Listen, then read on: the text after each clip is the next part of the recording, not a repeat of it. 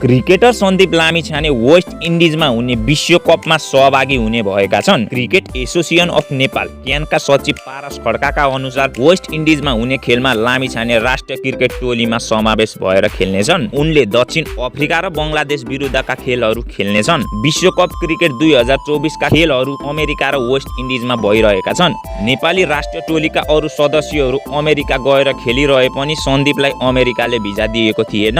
ICC को समन्वयमा लामिछानेले West इन्डिजमा हुने खेलहरू खेल्न लागेको क्यानले जनाएको छ। उक्त खेलमा सन्दीप लामिछाने 31 जीसी को स्थान लिनेछन्। हाल उनी वेस्ट इन्डिज प्रस्थान गरिसकेका छन् र पुगिसकेका छन्।